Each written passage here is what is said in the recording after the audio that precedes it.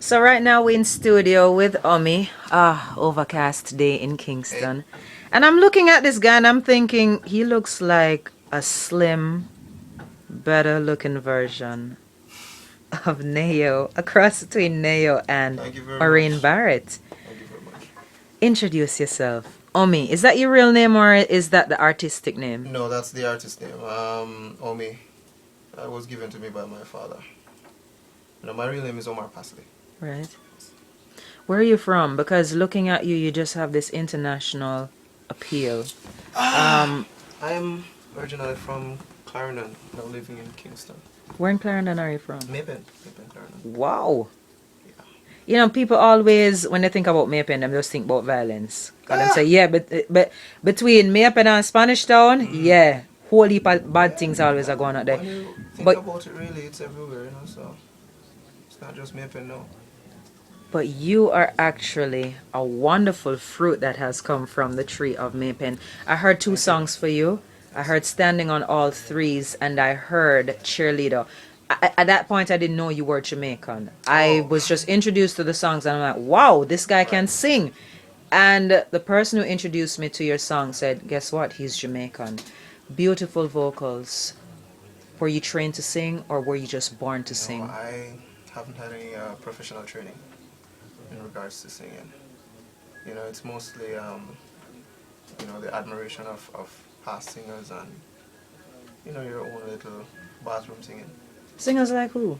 I really admire Nat King Cole, Michael Jackson, John Legend, Taurus Riley, just to name a few. You know what? People are probably saying Sparks, yeah, exaggerate. Yeah, give a piece of what the youth can do. Omi, just give them an a cappella of Standing on All Threes. Okay, alright. Ready? Ready?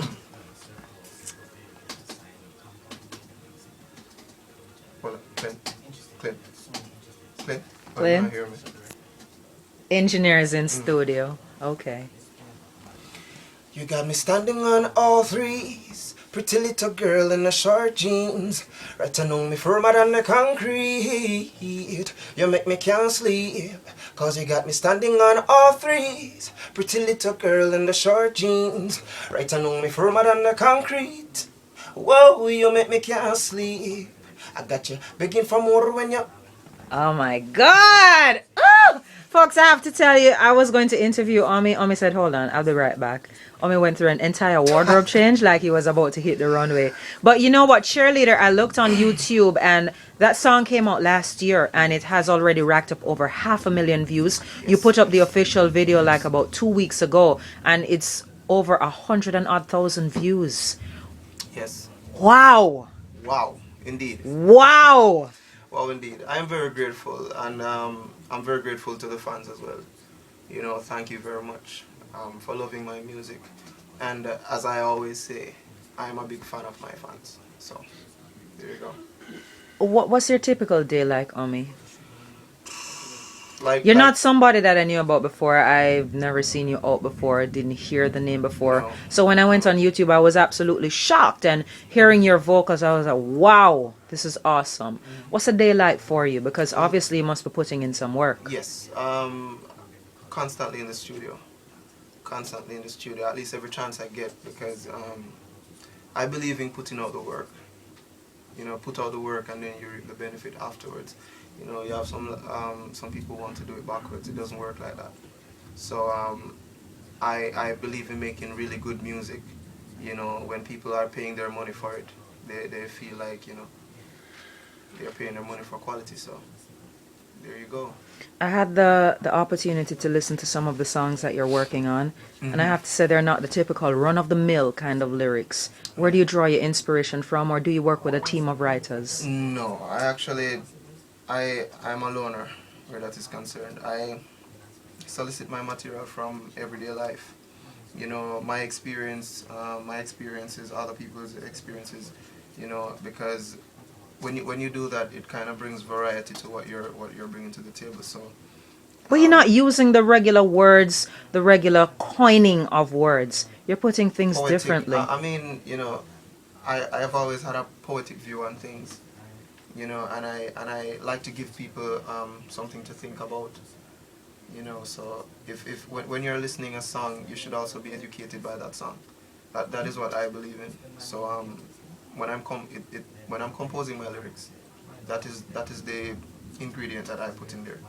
You're almost we're almost three-quarter ways into the year. What's on the agenda for Omi for the rest of 2012, and what can we look forward to in 2013? Well, what my manager and I, what we discussed is just merely promotions. We want to do a lot of promotions. We want to get it out there, and then take things full force next year. My manager, trust me, he knows exactly what he's doing. And I put my full trust in him. I believe in this 100%.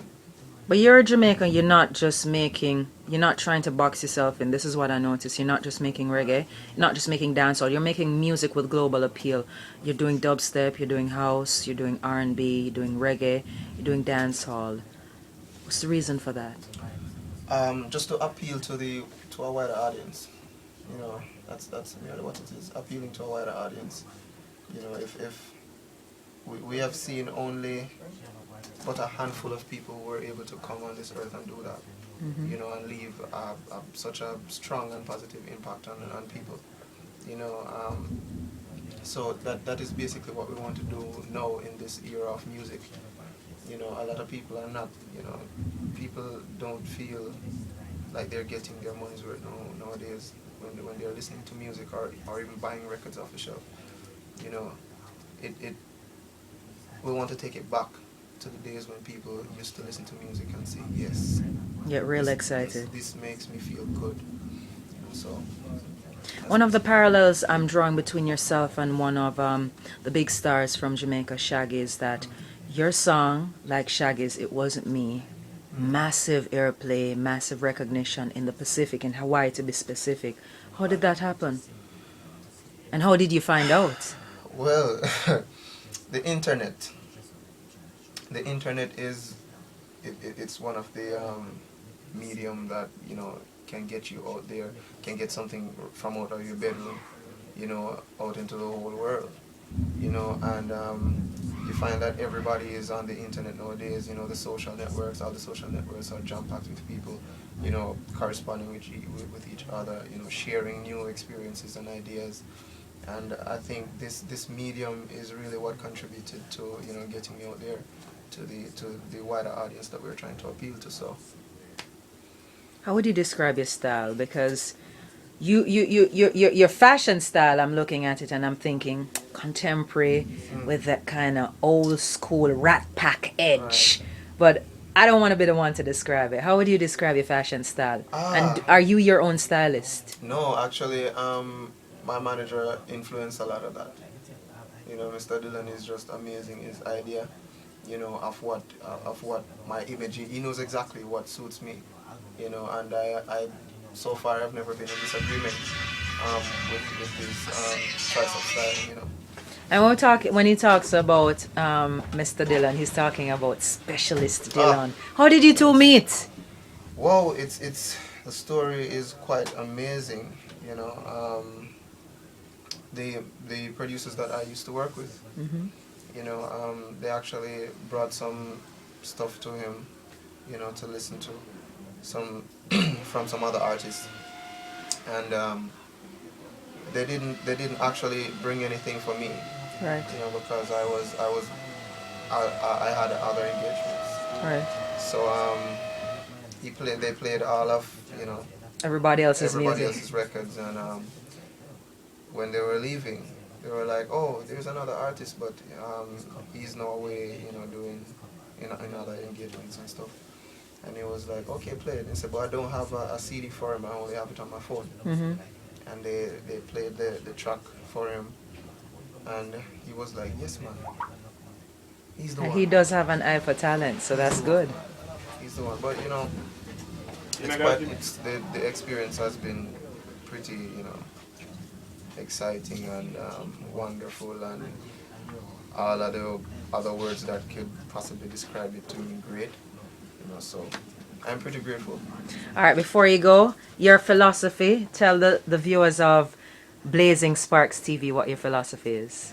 This is Omi. Look out for this youth. My philosophy is do all you can while you can. There you go. Just give them a piece of acapella for exit.